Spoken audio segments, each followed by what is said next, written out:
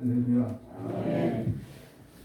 옆 사람과 한번 인사 나누겠습니다. 오늘도 건강한 모습으로 만났습니다. 감사합니다. 오늘도 건강한 모습으로 만났습니다. 감사합니다. 5월 21일 코로나 확진자가 12명이었습니다. 5월 22일 20명으로 늘어났고 5월 23일 23명, 그리고 오늘은 25명.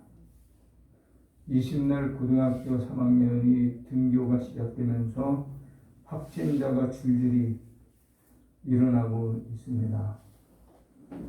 25명, 적은 숫자 같지만 지난 날들을 다시 뒤돌아보면서 기억해보면 그 다음에는 200명이 될 수도 있고 500명이 될 수도 있어서 아무도 안심할 수 없는 상황 속에 우리는 있습니다.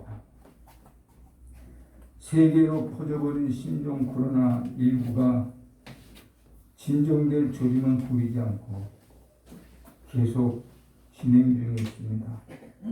걷잡을 수 없을 만큼 퍼져 그 어떤 나라도, 그 어떤 가정도, 그 어떤 사람도 안전하다 말할 수 없고 안전지대는 보이지 않습니다.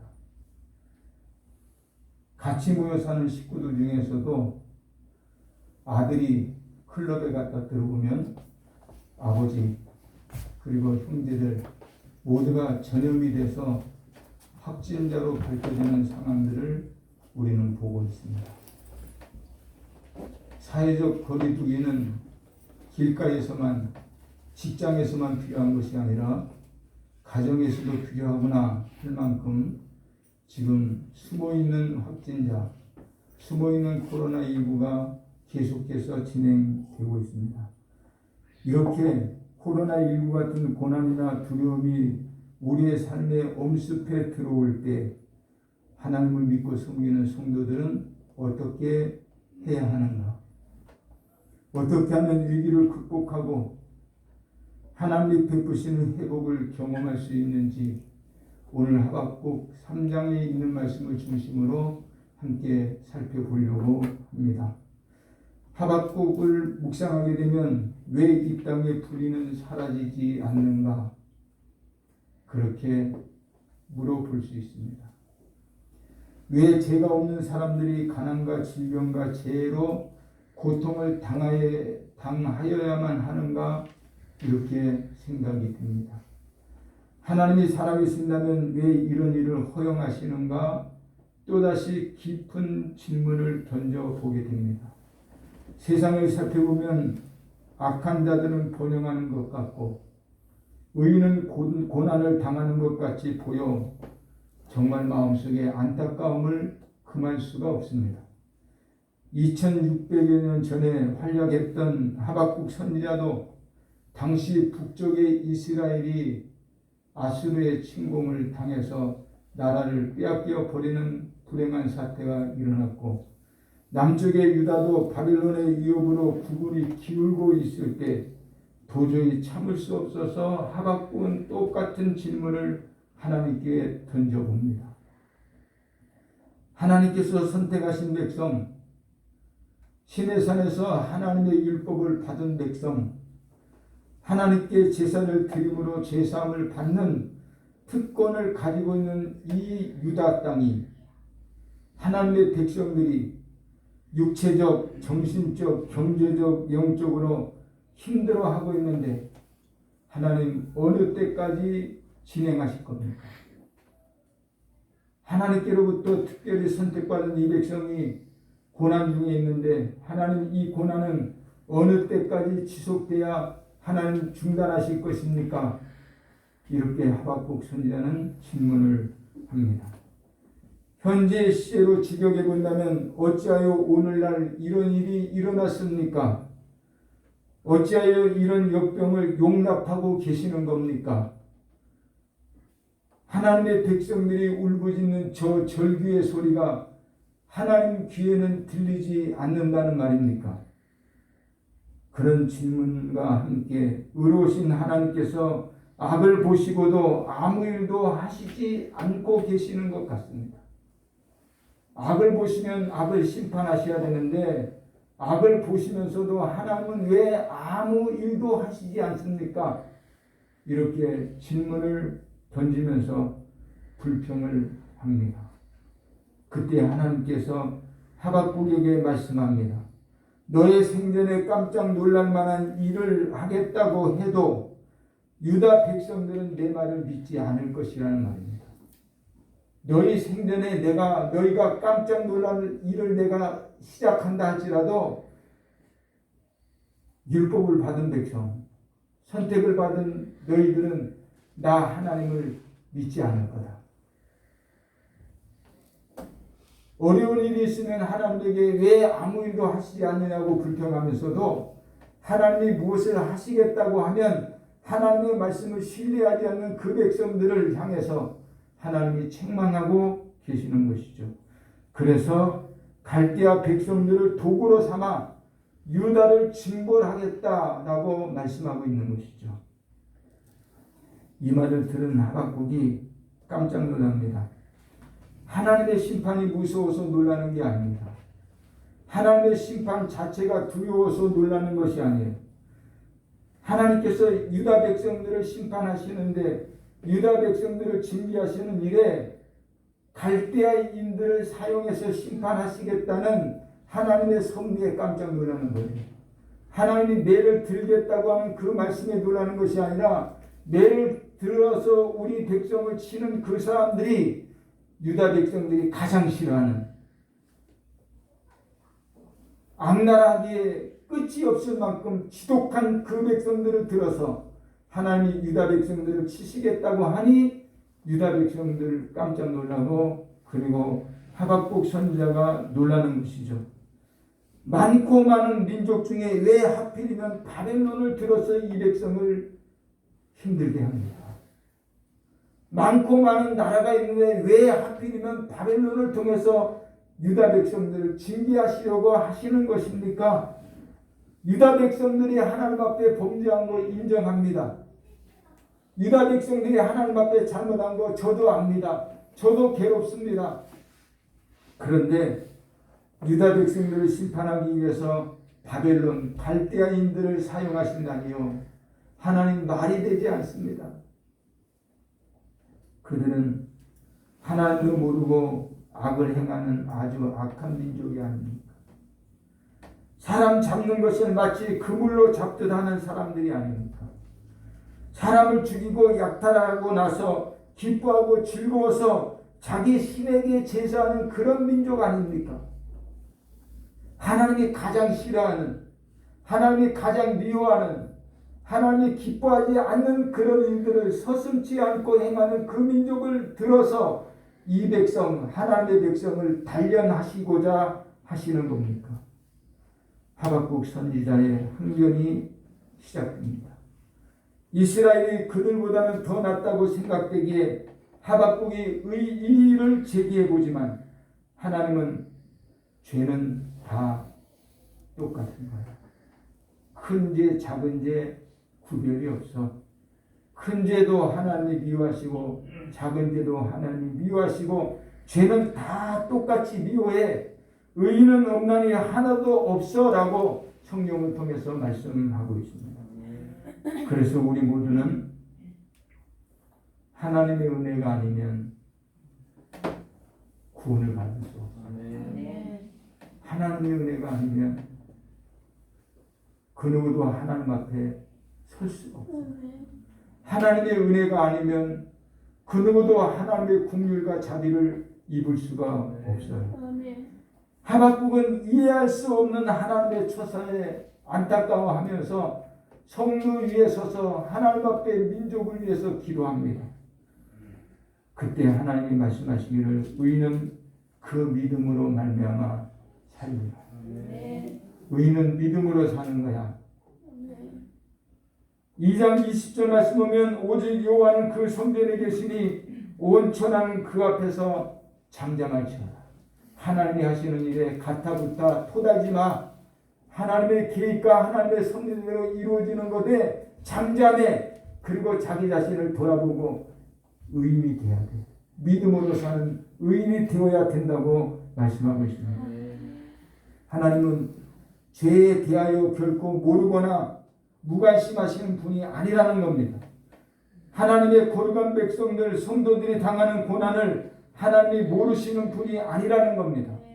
하나님은 지금도 이 세상 우주 만물을 주관하시고 다스리시고 통치하고 계신다는 말씀입니다. 하나님의 때에 하나님의 방법으로 하나님의 거룩한 뜻을 이루어 가실 거라고 말씀하고 있습니다. 그러므로 하나님의 뜻에 대해서 알지 못한 채 함부로 불평하지 마라. 어려움이 있으면 자아성찰하고 어려움이 있으면 하나님의 궁유를 간구하고 그래서 하나님의 자비를 힘입어서 다시 회복되는 역사를 만들어가고 기대하는 것이 맞지. 어찌 토기장이 되시는 하나님 앞에 불평을 하는 것이냐고 하나님은 우리에게 말씀합니다. 그래서 하박국은 하나님의 말씀을 들으면서 믿음의 눈으로 미래를 바라보면서 민족을 위해서 하나님 앞에 기도합니다. 기도가 깊어지면서 놀라운 하나님의 은혜를 체험합니다. 하나님이 하시는 것을 이해할 수 없기에 왜 어찌하여 라고 하는 질문으로 시작했던 하박국의 기도는 만물을 주관하시고 다스리시는 하나님에 대한 전적인 신뢰로 끝을 맺으면서 우리에게 기도는 이렇게 하는 거야 기도의 본을 제시하고 있습니다. 하박국 선지자 어떻게 기도했을까요? 환난의 때에, 고통의 때에, 두려움의 때에 그는 뭐라고 하나님 앞에 간구했을까요? 몇 가지 함께 생각해 보려고 합니다. 하나는 진노하시더라도 자비를 베푸소서. 하나님 지금 진노 중에 계시면 우리에게 자비를 베풀어 주옵소서. 3장 2절 말씀에서 하박국은 이렇게 말합니다. 주님, 내가 주님의 명령을 듣습니다. 주님, 주께서 하신 일을 보고 내가 놀라고 있습니다. 이렇게 말합니다. 주님이 하신 일을 통해서 하나님에 대한 명성을 들었다는 거예요. 하나님이 하시는 일을 통해서 소문을 들었다는 거예요. 그 소문이 무엇입니까? 무엇을 들었다는 것입니까? 유다가 망한다는 소문을 들었어요. 유다가 망한대요. 하나님이 선택한 그 백성이 망한대요. 누구로 인해서? 하나님으로 인해서. 그러니 이것은 하나님의 진노죠. 하나님이 때리시는 채찍이고 징계죠. 그래서 더 아프죠. 그래서 더 속상해요. 그래서 하나님께 더 불평하게 되는데 그 심판에 쓰임받은 사람이 갈대아 사람이라고 가르쳐주고 있습니다. 자기 나라가 망한다는 소식을 듣는 것보다 더 충격적인 것이 어디 있겠습니까? 그러나 하박국은 말씀 속에 담겨진 약속을 붙잡고 이렇게 고백합니다. 여호와여, 주는 주의 일을 이 수년 내에 부응하게 하옵소서. 진노 중에라도 긍휼을 잊지 마옵소서. 여기 수년 내에 부응하게 하소서. 하나님의 진노로 지금 우리가 매를 맞고 하나님의 진노로 우리가 포로로 붙잡혀 가지만 수년 내에 다시 회복시켜 주시기 원합니다. 부흥시켜 달래요. 새롭게 생명을 우리 민족에 불어넣어 달라는 거예요. 유다는 망하겠지만 다시 생명을 불어넣어서 과거의 그 영광스러웠던 모습을 되찾게 하시기 원합니다. 라고 간구하고 있는 것이죠. 우리가 지금 어려움을 겪고 있다면 진노 중에라도 우리에게 자비를 베풀어 주시기 원합니다. 이렇게 기도해야 됩니다. 하나님이 속상하시겠지만 나를 한 번만 더 불쌍히 여겨 주시기 원합니다. 하나님 마음에 드는 것 없지만 하나님 다시 한번 나에게 기회를 주시기 원합니다. 하나님을 믿고 하나님을 섬겨가는 백성들 중에 주의 일은 주님의 뜻대로 저절로 이루어지지 않습니까? 주님의 일은 주님의 뜻대로 되는 게 아닙니까? 우리가 굳이 기도해야 합니까? 이렇게 생각하는 사람도 있을 거예요. 내가 기도하지 않아도 모든 것은 하나님의 섭리대로, 내가 간구하지 않아도 하나님의 뜻대로 되는 것이라고 생각하는 성도님들이 계실 겁니다. 그러나 그렇지 않습니다. 하박국은 유다가 폐허가 되고 멸망하게 된 그 깊은 이유 중에 하나가 하나님 앞에 도움을 청하지 않은 데 있다는 거예요. 기도하지 않으면 고난을 당할 수밖에 없다. 성령의 역사를 위하여 기도하는 사람들이 없었기 때문이라는 것을 알기에 자신이 먼저 유다를 위해서 간구합니다. 유다가 멸망은 당했지만 멸망 이후 일어날 하나님의 역사를 위해서 기도하고 있는 거예요. 기도하지 않아도 하나님의 뜻대로 선대로 된다고요? 그렇지 않아요. 그런 일은 없어요. 하나님의 뜻과 그 섭리의 성취는 부르짖고 간구하는 기도에 달려있다. 구원은 사람의 숫자나 노력이나 열심에 달려있는 것이 아니라 하나님의 능력에 달려있음을 믿습니다. 우리가 기도해야 되는 이유가 여기에 있습니다. 하나님은 꿈이 있으십니다. 우리의 삶, 우리의 가정, 우리의 교회를 보시면서 내가 원하는 모습대로 잘하고 있구나, 내가 원하는 대로 잘 살고 있구나, 보기에 좋구나 하는 말씀을 하시기 원합니다. 그래서 우리는 회복을 갈망해야 됩니다. 회복을 갈망하고 간구해야 됩니다. 회복을 기대하고 부르짖어야 합니다. 우리의 기도에 응답하시는 좋으신 하나님을 기대해야 합니다. 그 하나님이 역사하실 수 있도록 마당을 만들어 드려서 제한받지 않는 성령님의 강력한 은혜의 역사가 나타날 수 있도록 힘써 부르짖어야 될 줄로 믿습니다. 하박국 선지자가 하나님께 계속 기도하는 동안 자기 민족의 죄를 깨달아요. 이 민족이 하나님 앞에 매를 맞을 수밖에 없었구나. 이 민족이 고통을 당할 수밖에 없었구나. 그렇게 죄악을 깨닫고 자기 민족을 위해서 한 가지 소망을 품고 기도합니다. 진노 중에라도 긍휼을 잊지 마옵소서. 진노 중에라도 긍휼을 잊지 마옵소서. 성도 여러분, 지금 어떤 형편에 있습니까? 하나님의 긍휼이 필요하진 않습니다. 하나님의 자비가 필요하지는 않습니까? 하나님의 긍휼과 자비가 없어도 될 만합니까? 사회 경제를 시작으로 모든 분야에 어려움이 있고 두려움이 있는 이때에 하나님의 긍휼과 자비가 절대적으로 필요한 시대가 아니겠습니까? 그것은 나라에만이 아니라 내 가정에도 내 개인의 삶에도 하나님의 자비와 긍휼이 절대적으로 필요한 시대를 우리는 살아가고 있습니다. 이 민족, 이 나라도 지금이야말로 하나님의 긍휼을 구할 때가 아닙니까?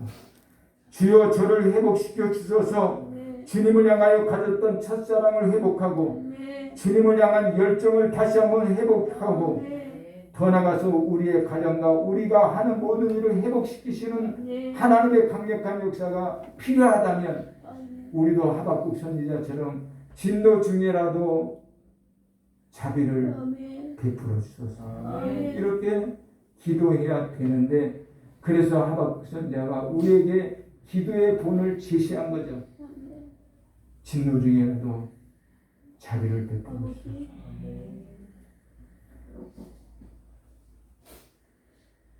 우리는 하박국 선지자 같이 하나님의 자비와 긍휼을 구해야 됩니다. 하나님의 자비와 긍휼은 그리스도의 십자가로 나타납니다. 그러므로 우리는 그리스도의 십자가 보혈을 의지해야 됩니다. 보혈의 은총은 여호와의 날에 우리를 여호와의 진노하시면서 건져낼 겁니다.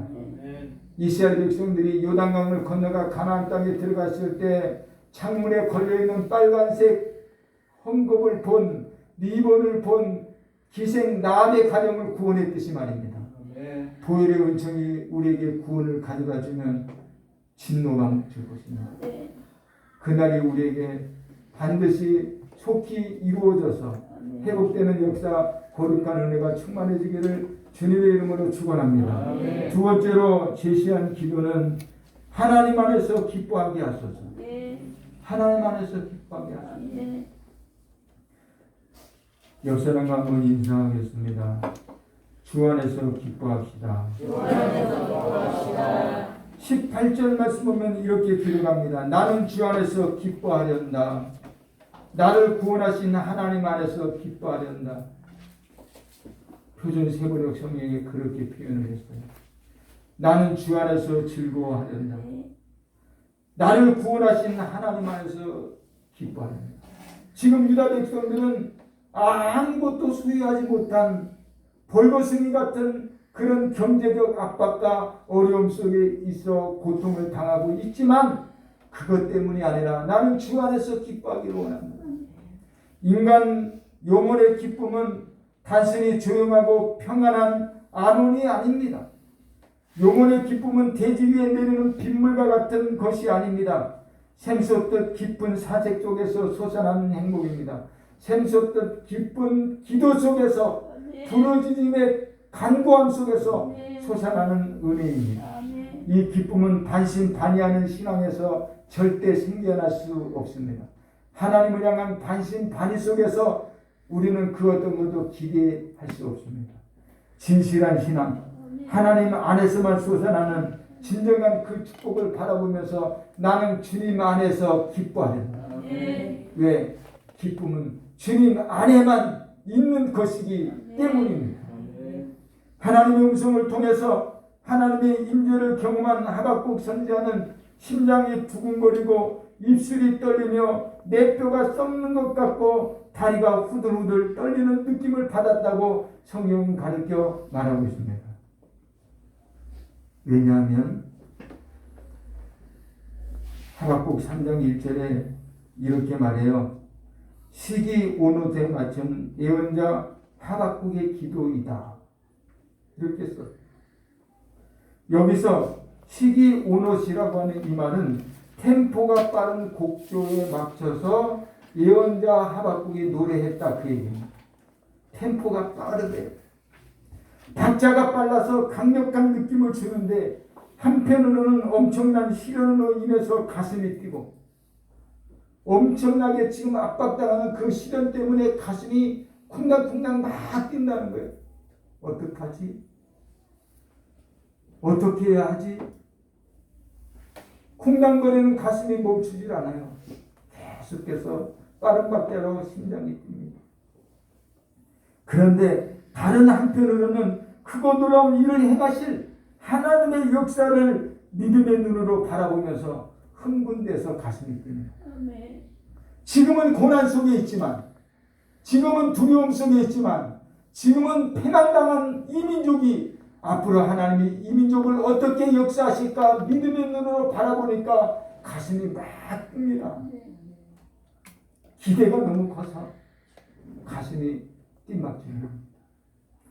눈에 보이는 형식은 달라진 것이 없지만 외적인 상황은 여전히 똑같지만 불의와 불법은 여전히 희행하고 어려움이 있지만 장차 유다의 임할 환난으로 인해서 답답하고 두렵지만 그러나 하박국은 기도하는 가운데 신앙 고백을 합니다. 뛰는 가슴 억누르며 이렇게 고백합니다. 비록 무화과 나무에 꽃이 피지 않고 포도나무에 포도가 없고 감람나무에서 기름이 나지 않고 밭에서 농작물이 나지 않고 우리의 양이 없고 외양간에 소가 없을지라도 여호와 하나님이 나의 구원이 되심으로 내가 기뻐하고 즐거워하리로다. 하나님이 나의 구원이 되시니까 내가 기뻐하고 나는 즐거워하겠다. 무화과, 포도, 감람나무, 곡식 등 농작물이 열리지 않고 우리의 양, 우리 간의 소, 외양간의 소들이 모조리 약탈을 당해서 남는 것이 없을지라도 지금까지 우리의 삶을 인도하시고 은혜로 자비로 베푸셨던 그 하나님의 역사를 나는 다시 한번 기대한다. 그래서 나는 하나님 안에서 기뻐한다. 그래서 나는 주님 안에서 기뻐할 수밖에 없어. 그렇게 고백을 하고 있습니다. 이 시간에 예배하는 저와 여러분도 하나님께 우리의 삶의 초점을 맞춰야 됩니다. 포도나무에 초점을 맞추는 것이 아니라 감람나무에 초점을 맞추는 것이 아니라 외양간의 송아지한테 초점을 맞추는 것이 아니라 날 구속하시는 하나님에게 우리 신앙의 초점을 맞춰서 하나님은 우리에게 구원이시고 소망이시고 능력이시고 모든 것이 되심을 믿고 부르짖어 기도하고 찬양하여 승리하는 저와 여러분이 되어지기를 주님의 이름으로 축원합니다. 제가 지난주에 그런 말씀했잖아요. 어려우면 병원이 아니라 교회 와서 주구장창 찬양하는 거예요. 찬양하는 거예요. 그러면 모든 억압의 사실이 다 풀어져요. 찬양하는 거예요. 부르짖어 기도하는 거예요. 목청도와 울부짖는 거예요. 그러면 주님 안에서 기쁨이 솟아나요. 그 기쁨은 그 누구도 빼앗아갈 수 없고 훔쳐갈 수 없어요. 왜? 성령이 내게 주신 영원한 기쁨이기 때문인 것입니다. 주 안에서 기뻐합시다. 그것을 위해서 기도합시다. 지금은 어렵지만 주 안에서 기뻐할 수 있다고 하는 믿음을 가지고 부르짖어 간구하는 저와 여러분이 되시기를 주님의 이름으로 축복합니다. 세 번째는 나로 산등성이로 다니게 하소서. 하박국의 기도에 나로 산등성이로 다니게 하소서. 19절 말씀 보니까 이렇게 말합니다. 주 하나님은 나의 힘이시다. 나의 발을 사슴의 발과 같게 하셔서 산등성이를 마구 치닫게 하신다. 산등성이를 마구 치닫게 하신다. 하박국 1장은 골짜기에서 시작을 하죠. 어떤 골짜기입니까? 어둠의 골짜기, 탄식의 골짜기, 아픔의 골짜기를 헤매면서 하박국은 이렇게 부르짖습니다. 하나님 어찌하여 이 민족에게 이런 어려움과 이 고통을 주셨습니까? 그렇게 1장에서 시작을 해요. 그것은 마치 골짜기를 헤매는 사슴의 비명소리와 같아요. 마실 물이 없습니다. 뜯을 풀이 없습니다. 쉴 곳도 없습니다. 그렇게 비명소리를 지르는 사슴처럼 하박국 선지자는 어둠의 골짜기에서 비명을 질러댑니다. 근데 사슴은 위험을 알아차리고 뛰기 시작합니다.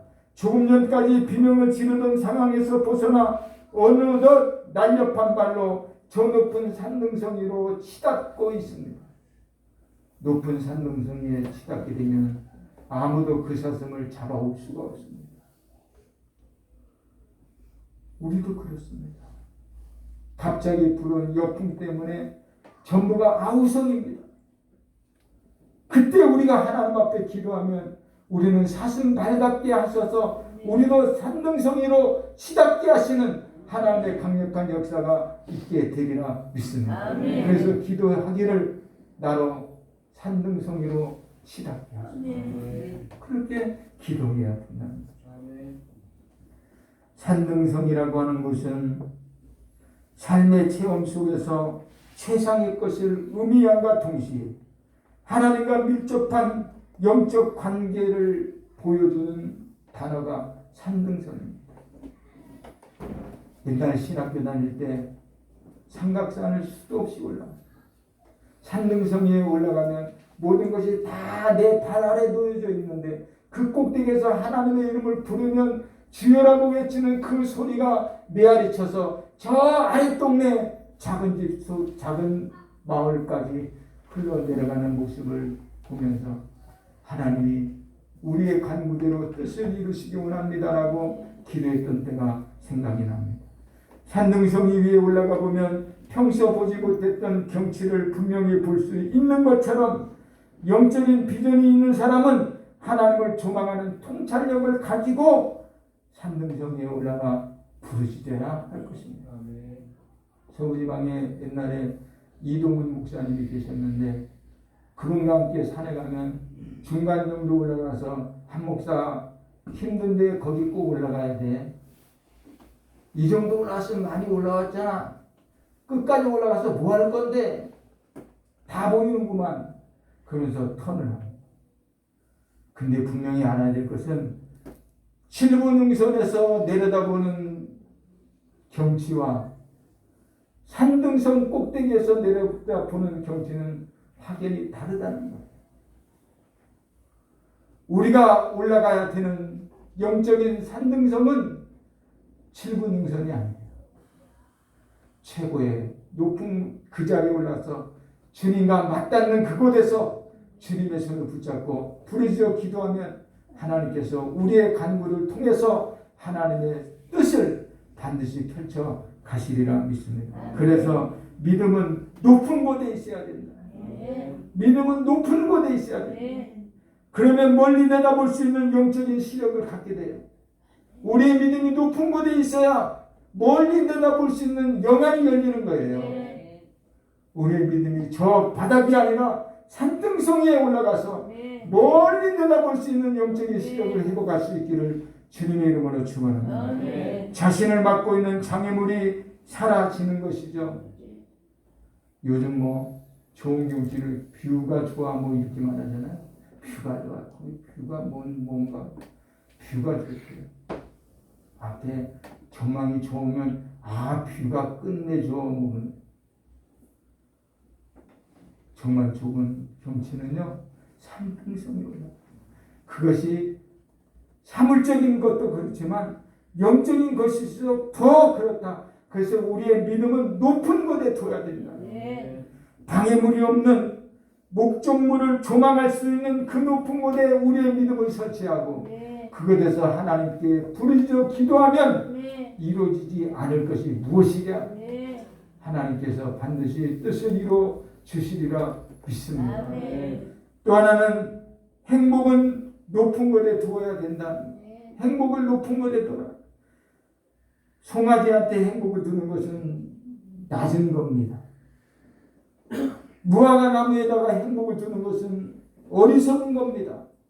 행복은 무화과 나무가 아니라 감람나무가 아니라 외양간이 아니라 바로 하나님에게 둬야 됩니다.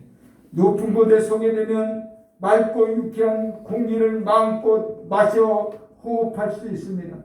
영혼도 높은 곳에 올라설 때 성령의 감화가 신속해지고 빠르게 임하여 영적인 숨을 편하게 쉴 수 있는 우리의 행복을 저 높은 곳에 둬서 영적인 호흡을 통해서 하나님의 뜻을 이뤄갈 수 있는 저와 여러분이 되기를 주님의 이름으로 축원합니다. 우리도 신종 코로나19 사태가 복음의 승리를 가져오는 기도의 승리를 가져오게 하는 역설적 은총의 기회가 되기를 주님의 이름으로 축원합니다.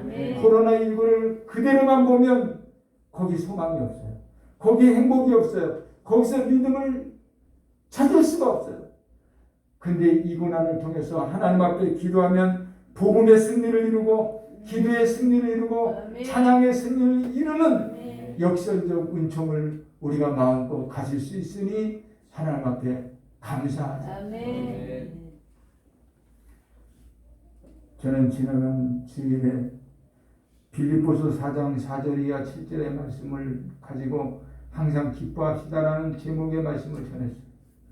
그러면서 제가 한 절을 읽어드렸죠. 여러분이 바라는 것을 감사하는 마음으로 하나님께 아뢰십시오. 사람의 헤아림을 뛰어넘는 하나님의 평화가 여러분의 마음과 생각을 그리스도 예수 안에서 지켜주실 것입니다. 저는 요즘 이 말씀을 붙잡고 있어요. 말씀대로 내가 바라는 것을 하나님께 감사함으로 아뢰자. 내가 소망하는 것이 있으면 감사함으로 하나님께 기도하자. 내가 소망하는 것이 있으면 하나님 앞에 부르짖어 보자. 감사함으로.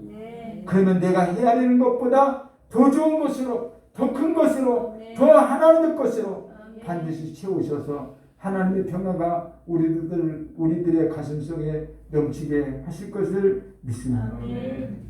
사랑하는 성도 여러분, 지금 어떤 상태에 있습니까? 지금 어떤 환경에 머물러 계십니까? 하박국 선지자가 고통과 두려움 중에 기쁨을 회복하였고 시련을 뚫고 지나갈 만한 힘을 얻었듯이 저와 여러분에게도 기뻐할 수 있는 힘을 하나님께서 주실 것입니다. 아멘. 믿음을 크게 하고 아멘. 행복의 자리를 다시 정하고 아멘. 그래서 간구하고 기도해서 하나님의 뜻을 성취시켜가는 아멘. 저와 여러분, 하박국의 기도의 본을 제시했으니 그 본을 따라서 우리도 다시 한번 기도하고 찬양하면서 아멘. 반드시 승리해내는 저와 여러분이 되어주기 바랍니다. 아멘. 그런 은혜를 다 같이 경험하시고 다윗처럼 나의 힘이 되신 여호와여 내가 주를 사랑합니다라고 아멘. 다시 한번 고백할 수 있기를 아멘. 주님의 이름으로 고면하고 축복합니다. 아멘. 기도하겠습니다. 주신 우리 하나님, 회복을